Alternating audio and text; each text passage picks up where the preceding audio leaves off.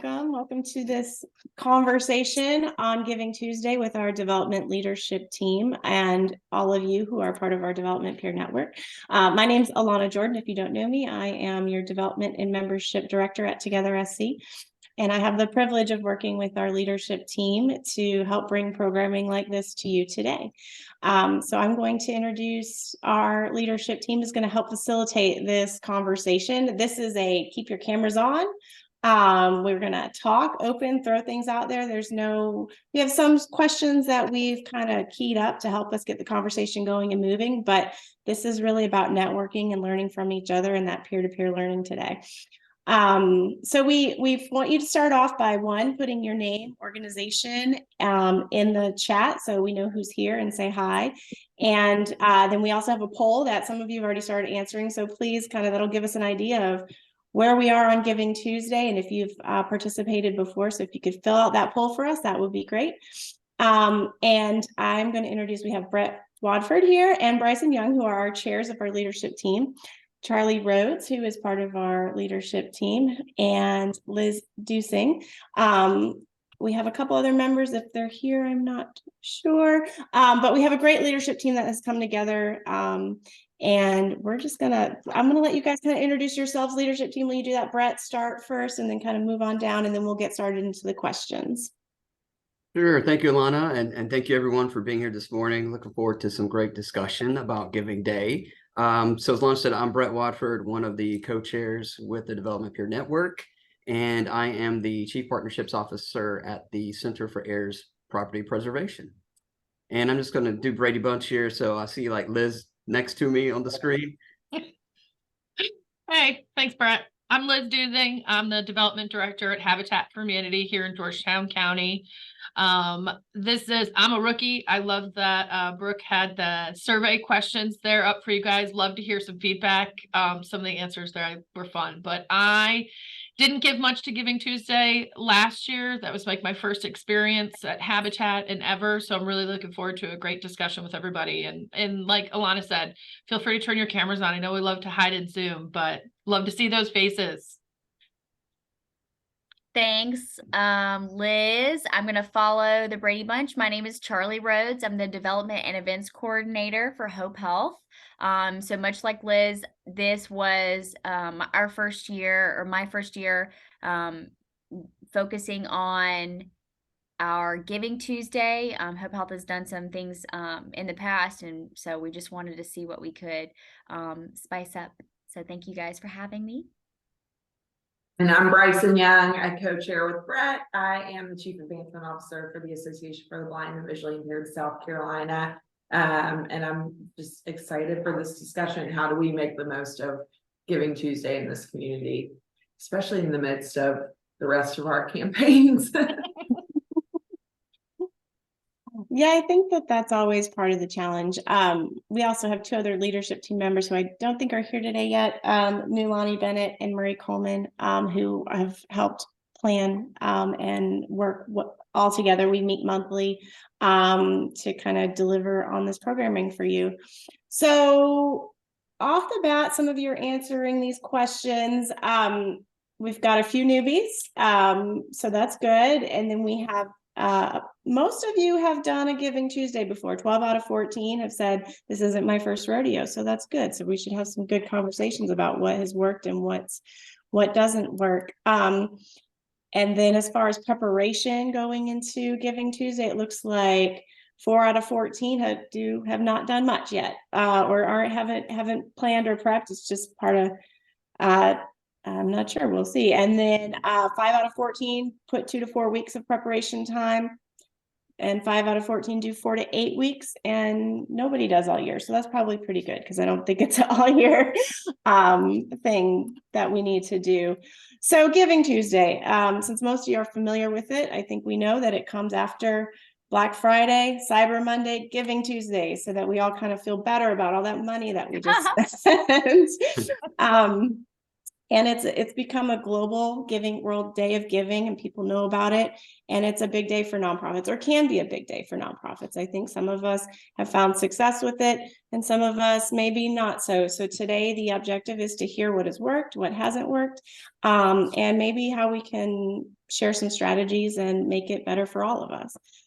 So we have a few questions here.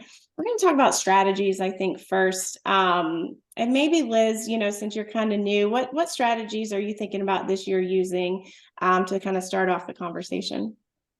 So I guess last year was kind of my first jump in when I came to the organization 2 years ago. They kind of were like, we do Christmas cards. Brett and I can relate to on the coastal area.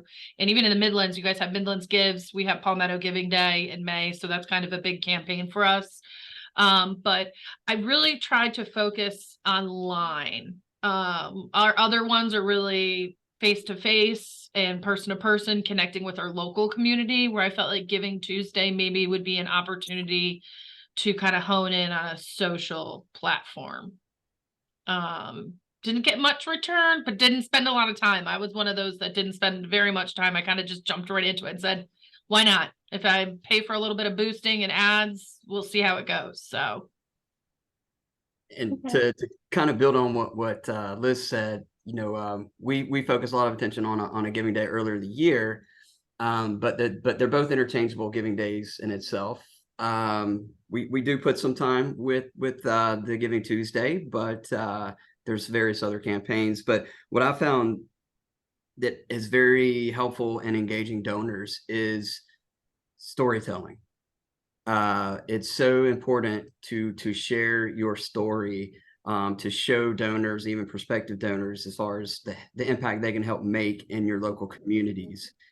So I think when you look at the online content, or even when you're speaking with donors ahead of the Giving Tuesday or any giving day, for that matter, is to let them know the impact that they're making with their dollars. Those are good points, Brett. Bryson, what about you? What do you have to add to that? I would say we take a different approach to Giving Tuesday, which is really taking that opportunity in the midst of everyone else asking to have a concerted effort to thank our donors. A lot of our donors have just given. In October is a big ABVI awareness month for us. So that's number one, but I would say anytime you're doing sort of a time sensitive concerted effort on a campaign, if you can pick a donor that would be willing to do a match for you that day, or a challenge gift, and that does not have to be a hard ask. That timing is perfect for a year-end donor. Pick a year-end donor that has an amount that would work for you on that 24-hour giving day, and have them designate that as a match or a challenge gift for Giving Tuesday. Absolutely. Now, anyone else on the call want to talk about some of their strategies, especially if it comes to matching, if you've done that before and the success of that?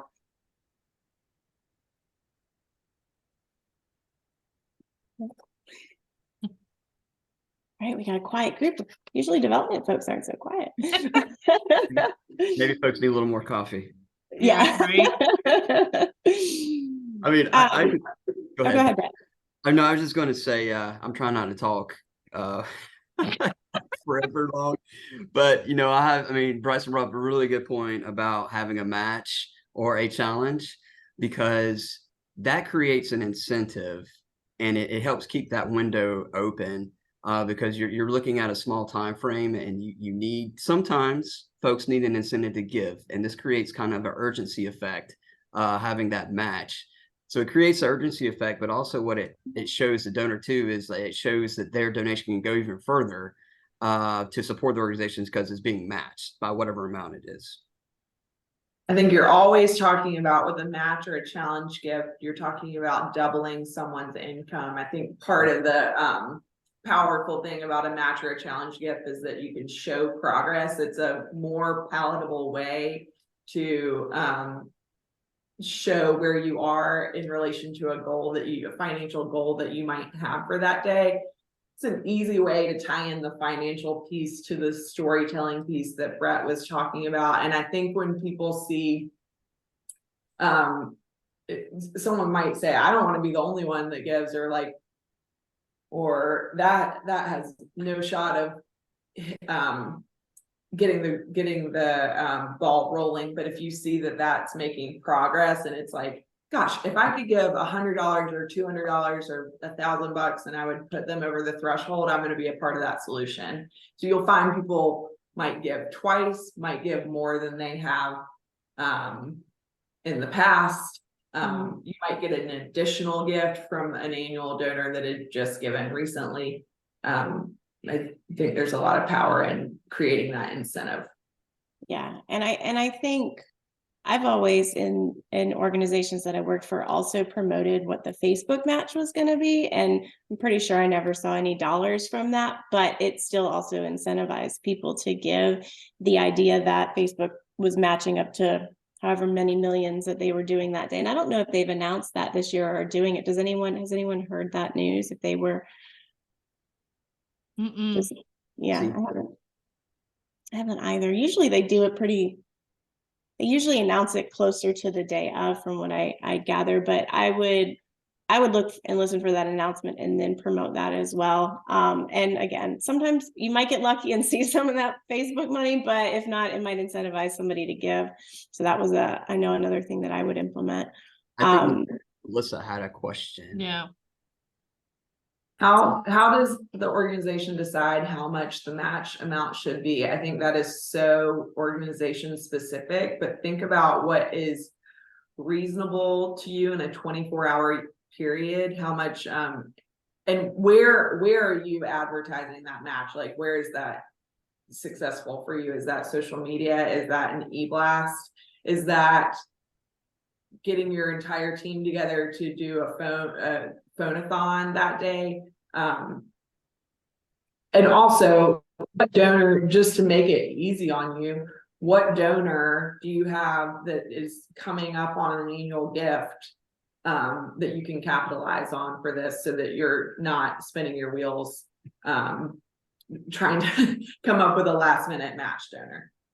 Yeah, and a lot of times, your board is a good place to start with that. I found you can ask some of your board members that who give an annual gift and talk to them about, would you be okay if we leverage that gift to create more money and more income and more revenue? And they're always going to say yes to that question, because they want their money to be amplified. So that's a good place to start too, is just looking at your board as a place that might be a place where you could start with that. I think Bryson had a really good point about the effect of what you get coming in Giving Tuesday hopefully reflects the effort that you put in. That's always like the good judgment call. I feel like if I put in a lot of effort, I kind of have higher hopes that it's going to be more successful. If I, put something on social media and I get a few $100s, that's awesome to me, because I didn't put in a lot of effort and a couple $100 came in that we normally would not be expecting. So, I just agree with Bryson there, Melissa. I hope that helps. One thing I would add is, as an organization that does not focus on Giving Tuesday from an ask perspective, is that you should not participate. And what I mean by that is, this may not be where you really focus your efforts on asking, but you need to have the tools in place to be accepting gifts on Giving Tuesday, because some of your donors are waiting around for that moment and want to participate in that. And I think Madeline was actually the person that I heard say, like, I'm going to make a donation, but I'm not going to make a donation unless I see something there. So that can be as simple as Giving Tuesday, I believe, and I haven't seen it this year, but it has like great graphics already set up for you that you can just add to an e-blast. It's really simple. It's not work intensive. Just send it out. We're here participating. Yeah, absolutely. Well, I agree, Bryce, too. Our organization doesn't focus a lot on this particular Giving Day because of also the previous one we worked with and our end of year campaign. But, I did have someone ask me one time if we were participating in Giving Tuesday. So, folks are, like Bryson said, kind of in a way expecting, maybe organizations, nonprofits, a lot of nonprofits to participate, just because Giving Tuesday has such the awareness out there, and it's recognizable. So yeah, I would definitely encourage to utilize the branding materials they have, because folks do recognize their brand. And like Bryce says, very easy. You can just plug your logo in there, send something out, post it on social media. So you don't have to devote a lot of time to, preparing images, for sending out information. And I put the link in the chat to the givingtuesday.org website, and in that website they have a ton of information and resources, and they have that toolkit that you can download that Bryson was talking about. They have social media posts and the logos and all that you can just download and use. On the other side of that, there is a real opportunity if you are not currently doing a huge fall campaign, or there's a real opportunity to capitalize on this if you put some time and effort into it. There is an opportunity to use your team, not just your development folks. You can use it, any team member that's comfortable getting on the phone, and something that I will do with donathons is through our giving list, look through our donors and say that person has asked a lot of questions about orientation mobility, white cane training for us. I will pair them up with an instructor that's comfortable on the phone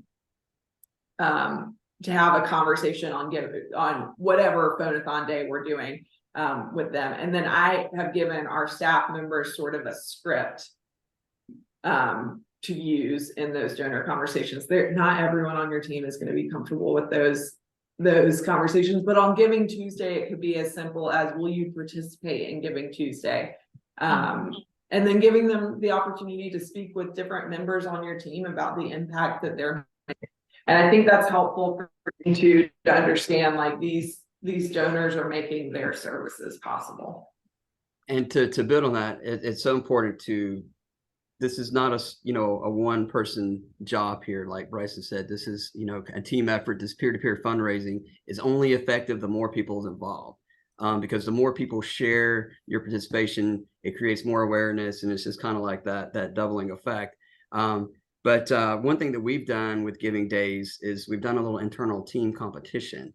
So for those of your staff that might be a little competitive, so not only are they participating in the Giving Day and sharing, especially their programmatic folks, their work and their, the services that they're providing to your constituents, it creates a little incentive internally, especially if you've got a lot of competitive team members. You all decide, what the incentive might be at the end. It might just be bragging rights, but I will say we started that about 3 years ago internally, and it's become fierce. I know my team that's on the call can attest to that about the competition among teams. And we took it a step further, and we board involvement, Alana mentioned, is also key, because they have a lot of influence and contacts within your communities. And we even did a friendly little board competition. I would keep the board apprised during our Giving Day participations. I was like, hey, our staff has raised this much so far, and it kind of creates a little bit of, even with the board sometimes, some more urgency, because they see that we are also really trying to raise those dollars. I love Absolutely. the competition. Volunteer opportunity. Really, if you have the right set of volunteers and you're looking for ways to get them involved, there's an opportunity there as well. But I think it's really important, Giving Tuesday aside, I think it's really important for your staff to understand the impact of the work that you do, and that's sometimes a helpful way to show that. Yeah. And kind of, I think, Bryson, you touched upon some of this, moving on to some that we've been talking about strategies, moving on to some of the challenges. And I know you mentioned that you have a lot of events right before this, and how you handle Giving Tuesday campaigns and donor fatigue by using it as a thank you day. But I'd like to see, what other challenges do you all see around Giving Tuesday?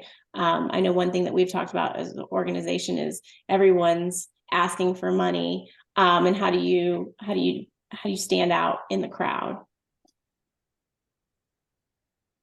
So I'd like to add to that. I have seen where organizations will go live.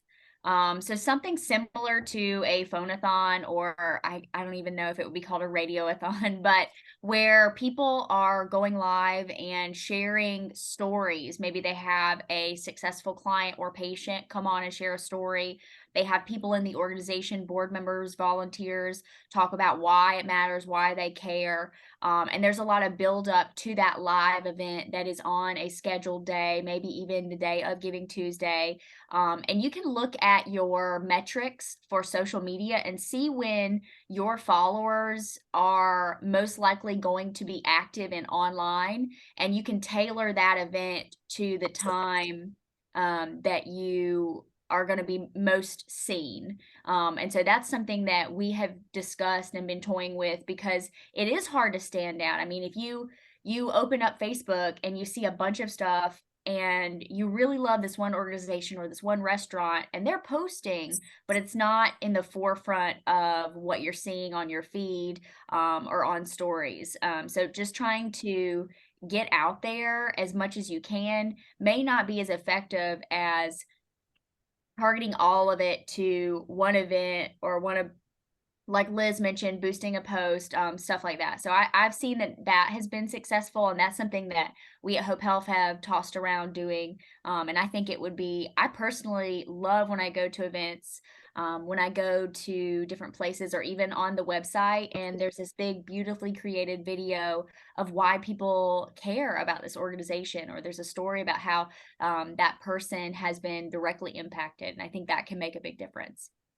And for your followers too, going off Charlie, is if they're following or they like your page, when you do a live event, I love that they get an alert.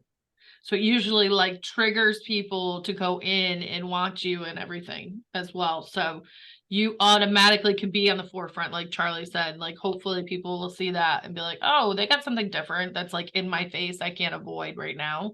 So yeah, and you can title that notification they get. So it could be, say for instance, with my organization, people love Carl. They love talking to Carl. So it could be Hope Health goes live, Carl shares his why or shares a funny story. And so not only are they getting an alert, they're seeing, okay, an alert, but for what? And so you can give them a little bit of detail about what is there and why you want to see it.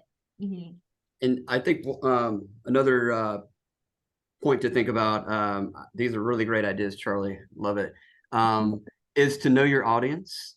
How does your audience respond? Are they all on social media? Do they read your emails? What is your email open rate? I think what we found effective is trying different methods of communication, because we know not all of our supporters are on social media or read their emails. We know, folks' attention span these days is 30 seconds or less. So, even with messaging, you want to try to keep that, as short as possible to still get the point across. But, the old tried and true also goes back to Bryson mentioning too, the phone calls too. So I would say, consider having a mix of communication methods with your giving days, just based on your audience. We talked about donor fatigue and how to avoid that. And maybe this is an opportunity to look at your giving list and pick sort of an untapped market. So maybe you choose on Giving Tuesday to focus on your live months or people that haven't given in the past couple of years, and tailor your Giving Tuesday to any group that you haven't really hammered home the point of your last fall campaign or last raffle, or you name it, or you don't have in the pipeline for some major gift. And don't forget about direct mail. I forgot to mention that. Right, yes. I can't remember the latest statistic, but I will say this, that direct mail is a pretty high percentage, like folks actually looking at their mail versus opening an email. because these days we get so many emails, people don't open their emails. So don't forget about that too. Yeah, a little strategy I would use is I would do kind of what Bryson was talking about, segment the list so you're not hounding people who've already given to you, and then send a little postcard because they're a little bit cheaper than regular mail. Handwrite them, pick out a few people who had given in the past and maybe haven't given yet, and prime them. Say, thank you so much for thinking about us in the past. We just wanted to wish you a happy Thanksgiving, and I hope you remember us on Giving Tuesday, and then really hit them on Giving Tuesday, but prime them with that direct mail piece, because a lot of times, and you can hit, just target people who gave big and just haven't given in a little while, and you'll see some results from that.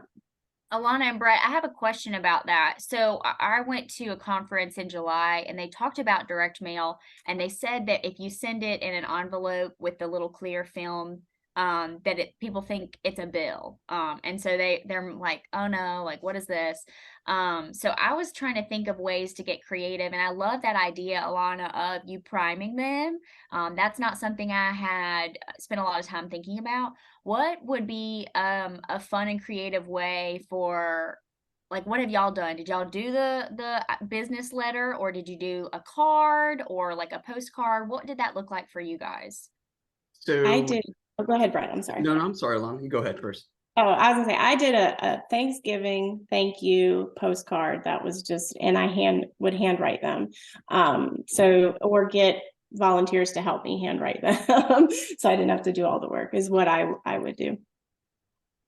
And Charlie, we did two mailers, and like Bryson said, they were strategic, and the folks that we sent to, because perhaps maybe they haven't given in a while, or maybe they have given to a previous giving day, we sent letters, but then we also sent postcards. So we spread it out, so that they're not like back to back, but because we know that we all forget things, so those were just helpful reminders.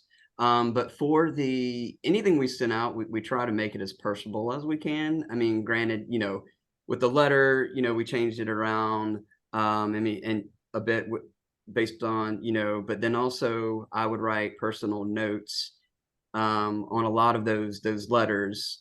Yeah, that took time. Did I do it for every single letter? No. But yeah, knowing your donors, and I will say this, that when people open a letter, they gravitate toward a written message at the bottom or on the top, before they even read the letter. So that's just another personable touch with those. Yeah. Charlie, that's where you have Carl. You pick a few of those key letters and you put those in front of Carl. Mm-hmm. Last year for one of our big campaigns, we had one of our homeowners handwrite thank yous, voluntarily, loved it, wanted to do it. 100+ handwritten cards she did for us. It was the handwriting cards, and there's nothing more fulfilling when like Brett said, you have some that you target for handwritten ones, and you can see the return. You have somebody that I know I recently hadn't had somebody give for a while, and it was like, hope you had a great summer. And they gave within like 3 weeks. I got a check. I mean, so the handwritten thing, it's such a validation thing, and it does make such a difference in the mail. I definitely agree with you, Brett. I would say think about a way to make any sort of personalized thing you do mission specific. And for us, sometimes it's appropriate for us to handwrite a letter and then send a Braille copy of that. And That's so cool. Think about how that works in your organization, but that's such a mission moment. Braille is a tactile thing, so people can feel it, and it's just a cool moment for our donors. How can you do that for your donors? Can we throw it out to any of you guys? Does anybody out there have like success stories for you guys that really worked, or you wish you had time to do and need help trying to figure out how to tackle it or anything? I know we were quiet a little bit ago, but we've been in it a half hour now. Coffee's flowing. This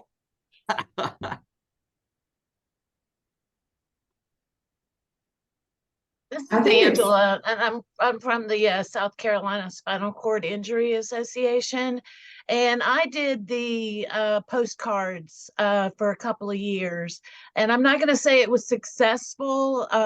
They loved the postcards. They just forgot what I was trying to get at. And I was going to ask you guys, when you did your postcards, how did, thanking them, of course, how did you go about saying, hey, it's Giving Tuesday, we'd like to have you donate again, kind of thing? I love what Alana said. I actually made a note of it because it is just sometimes just a wording, and that's not like give. I hope you remember us on Giving Tuesday. She just said that, and I literally wrote that down, and I'm like, I will make sure I put that in my cards because I love just don't forget about us. We're here. We see you. We hope you see us, kind of thing. Yeah. And, Well, and and I avoid think- the donating, the give. We need, like, we need you. It's like it's a collaboration kind of wording that you put in it. Yeah, but you can't just send the postcard, right? You've got to have that follow up via email or phone call or whatever it is that that donor needs to cross the line and close the deal, for lack of a better word. And you gotta, it used to be you have to tell somebody 3 times, but I think now it's more like 7 before they actually act on something because of everything we're inundated with. So you have to send those emails. So what I would do is every week leading up, I do start 4 weeks ahead. Every week on Tuesday, say, hey, Giving Tuesday is coming up, and do a little bit of what Brett did. Tell some stories about your organization, get them engaged. And a lot of times they open up giving, you could start giving at any time. It doesn't have to be on Giving Tuesday, and start including those links. Send them every Tuesday leading up a week or 4 weeks ahead. And then on Giving Tuesday, send emails all day long. Send them in the morning, send them at lunch, give updates on where you are with your goal if you have a goal set for that day. And then send the 8 o'clock and 10 o'clock emails. I'm telling you, send them. You will get donations at 8 and 10 o'clock that night because people will have seen them all day. They just haven't gotten to it yet. But when they're finally sitting down, vegging on their phone at the end of the day, they will make that 8 p.m. gift. So you just got to really continue to hit them hard after you send the postcard.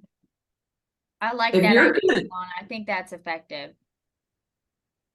If you're gonna send a postcard, I think one of the wonderful things that came out of not that the pandemic was wonderful, but one of the positives there is that everyone is comfortable with QR codes now. Mhm. Don't send that postcard without a QR code. Your website causes someone to have to like look at it, look at it, double check. The QR code is, I'm at the mail, I get the postcard, I'm like, oh, I could do this right now. Yeah. Make that as easy as possible for your donors to give. Can you do text to give? I'm pretty sure Give Lively does free text to give for nonprofits. Giving Tuesday would be a great text to give opportunity for your donors. Yeah. Melissa asked, has anyone used Venmo for nonprofits? And I can tell, we just like Monday set up our Venmo account. I don't know if anybody else has experience with Venmo, so we haven't actually. Oh, I was gonna say, Liz, we have a Venmo, and I have kind of averted from it just because it doesn't capture that donor information like I'd like. Does anybody else have an experience with that? I'm curious if there's a way that I could make it get more out of it. Charlie, we're pretty specific about where we'll accept those gifts for reasons just like we want all the donors. And that, Okay. and separate from Venmo, I would caution that, I think using Facebook for fundraising can be good, but it's the same thing with Facebook as it doesn't capture all donor information. So, definitely, look at all options, but also think about, when you have that follow-up with donors, sometimes some of those platforms don't capture all that information, or they don't share it with you, with the organization that's the recipient of the donation. And I'll say, Liz, we used Venmo for an event we did last year and had people pay entry fees and donations through that. And I think that if it's whether they're not going to give or they're going to give through Venmo all day. Right. But I think that we used Blackbaud, so I created some forms and a QR code and got the little POS system. So we're heavily almost like Chick-fil-A. Like Chick-fil-A will heavily encourage you to do certain things. They're not going to tell you no. So I'm not going to say, no, you can't use Venmo, but I'm just going to push this. And then if they would prefer, I'm going to let them do Venmo. Yeah. Anybody else use Venmo? No. I would say on the other point of that, for us, bringing in $200, $300, $500, but not capturing any of that information is not worth it to us. No. Liz, I know you are a guru with QR codes, and you've shared some sites before. I mean, just for if there's any folks on the call that may not have used QR codes yet, because there are some QR code sites that charge, but then I think there are some that are free too. So I use Bitly a lot, Bitly. That lets you create QR codes, and it also shortens your URLs. So they're not like, when you've got a really crazy long URL page to sign up or register for an event or something like that.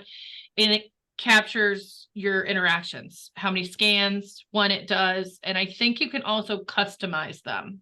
I know you can change their colors, and I'd have to double check if you can add your logo into them. And there's no limit to those. And it's nice too, because they're really well organized. Like I can see, I have my donation page, I have, my volunteer page, and it's got my QR code and it's got my analytics right next to it, but bitly.com. Oh, that's cool that it shows you analytics. Yeah. I don't think so. I think some CRMs will, like Blackbaud allows us to create a form and then create a QR code. And so if you're using Network for Good or Bloomerang, they might have things like that, but I don't think Blackbaud shows analytics. So that may be another reason why Bitly would be preferable, because then you can see who's actually scanning, what time they're scanning, how often they're scanning, from what document or post they're scanning it from. But you could use a Bitly link in your Razor's Edge eBlast. Mm-hmm. Yeah, I haven't thought about that. So that's something I might take in. Yeah. Do you have to pay for Bitly? Nope, Bitly's free. To see certain details, you can pay for it and upgrade. But what I told you, the basics like that, nope, it's free. I think it's really interesting that like no one on this call is knocking it out of the park with Giving Tuesday. Like that's something just big picture thinking about. Giving Tuesday has this huge public impact, and yet no one's knocking it out of the park locally.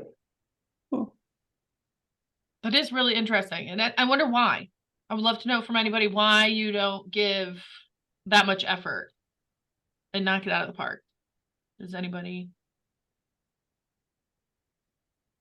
Effort towards it, but it hasn't been our largest appeal that we've done. So I mean, we bring in probably, I don't know, about $50,000 for Giving Tuesday, which is great, but in the month of December we're going to bring in a whole bunch more without any effort.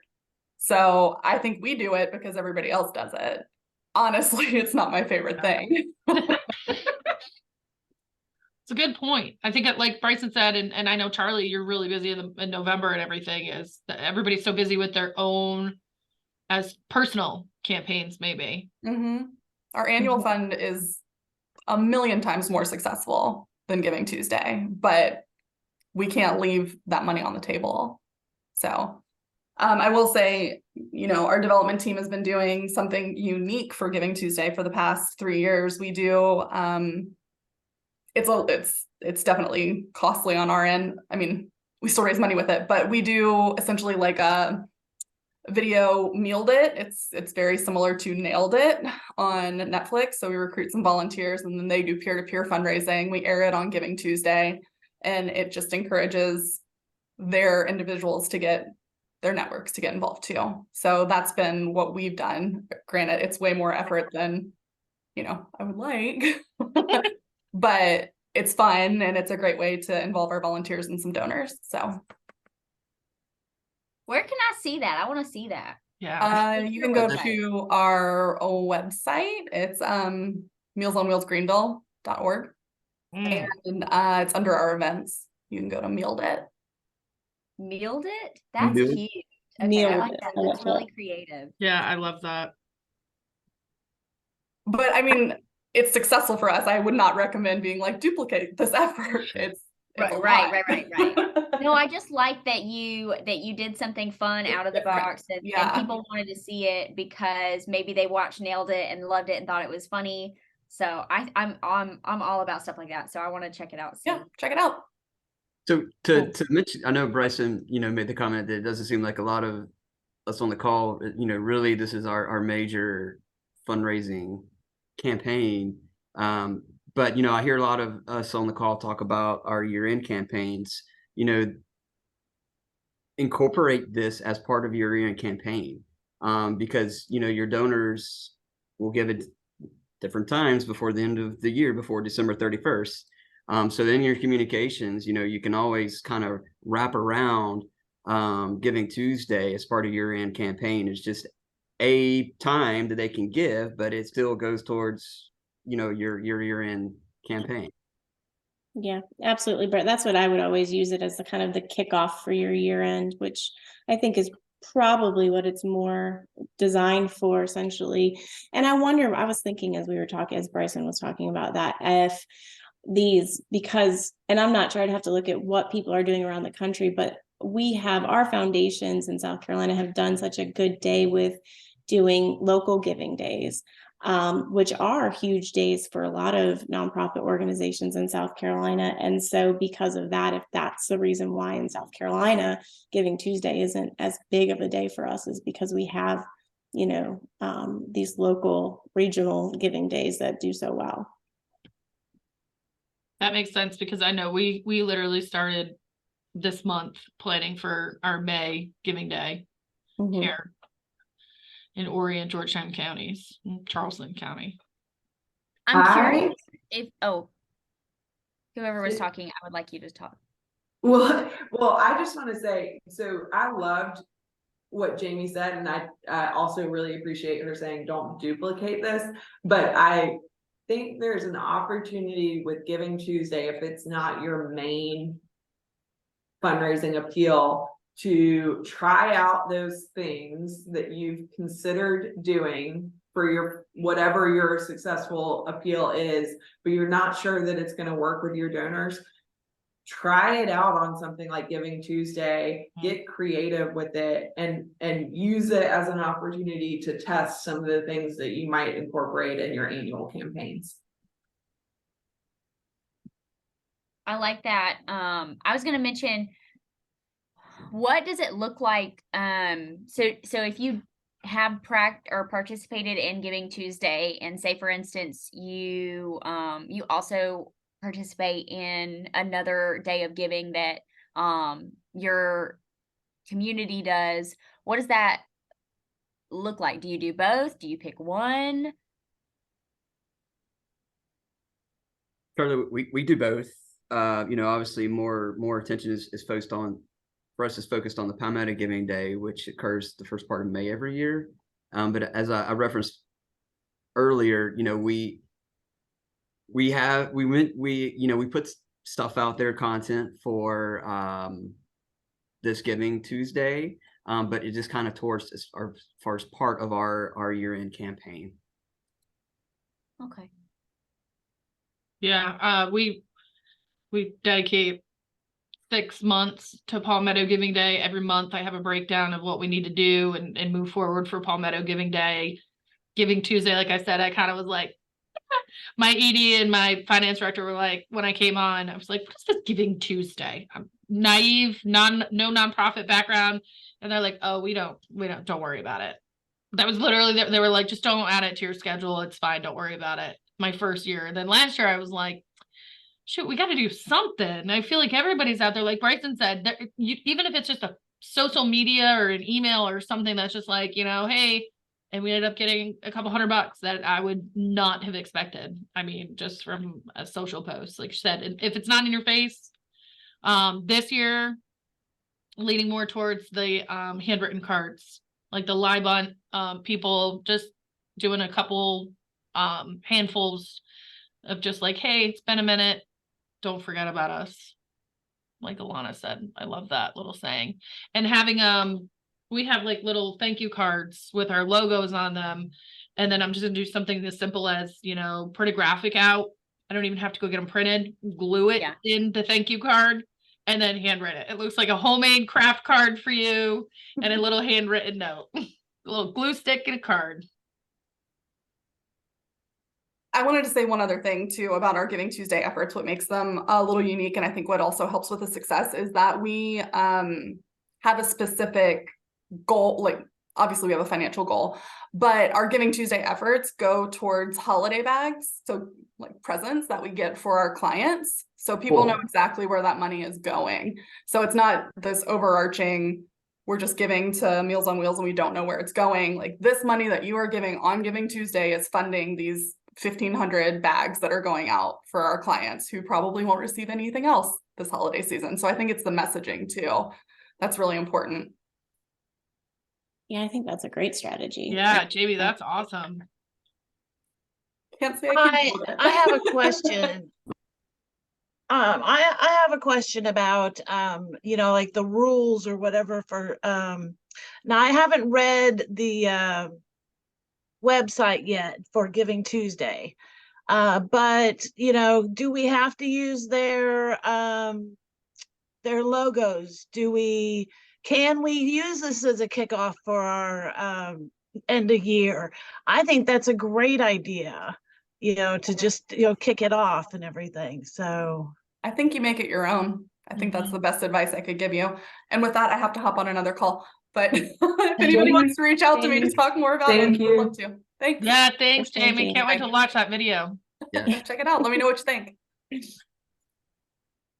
Yeah, I think making it your own. I don't think you have to use graphics or anything. Like we mentioned earlier, I think it would make your life a little easier.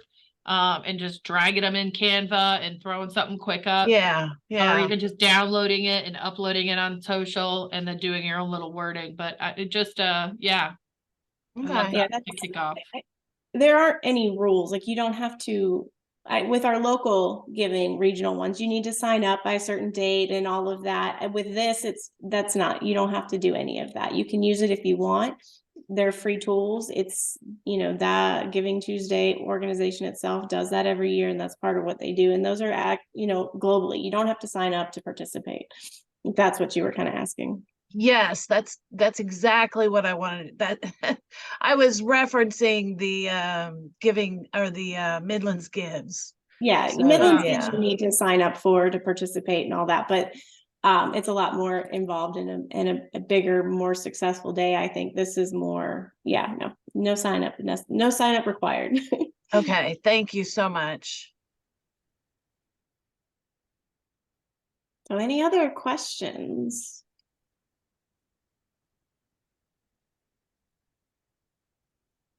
So it's 11:19.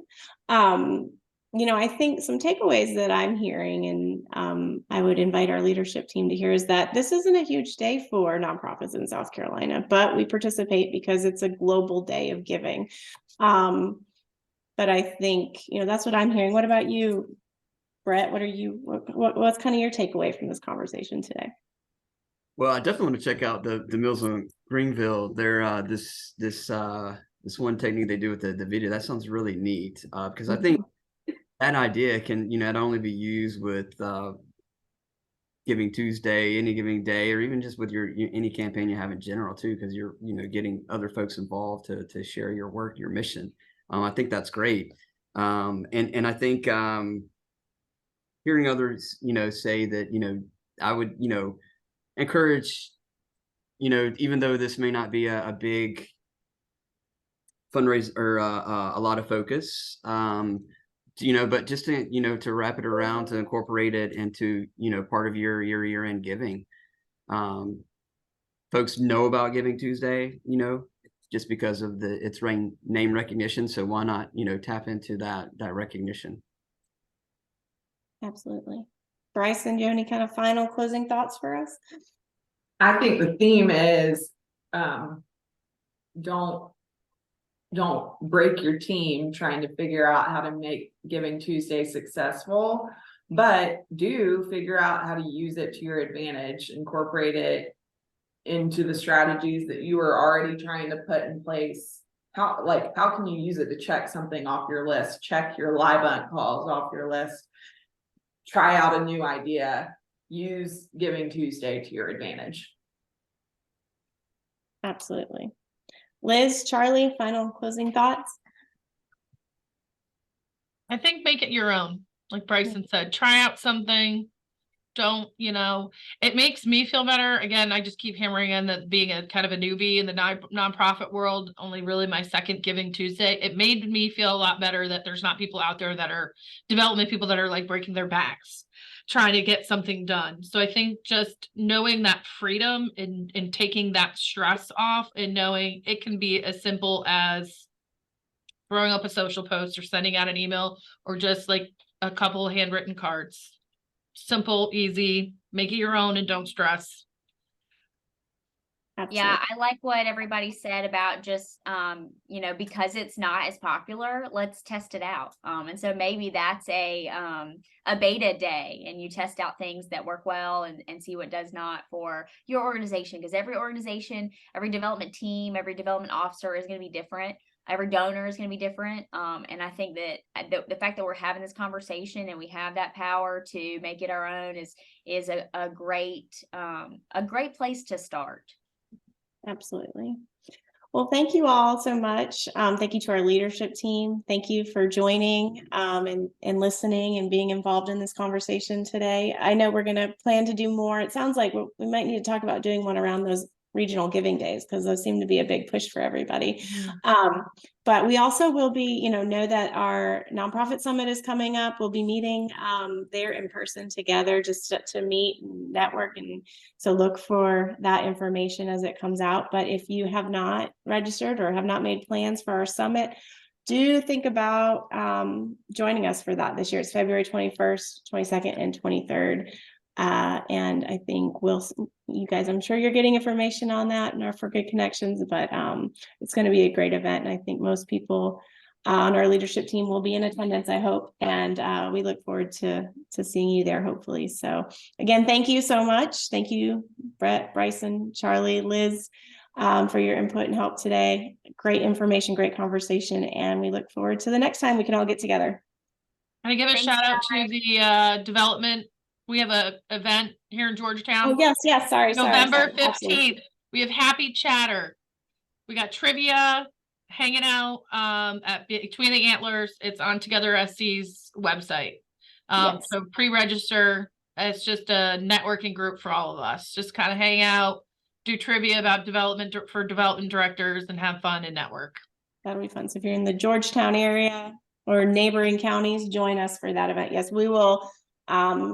Brooke, I don't know if you can quickly put that in the chat, the link for that, but I'll also post it in the listserv, which hopefully you all are signed up for. If you're not, reach out to me and we can get you signed up for the listserv as well. Oh yeah, there's that Georgetown link. Thanks, Brooke. And there's also an event survey if y'all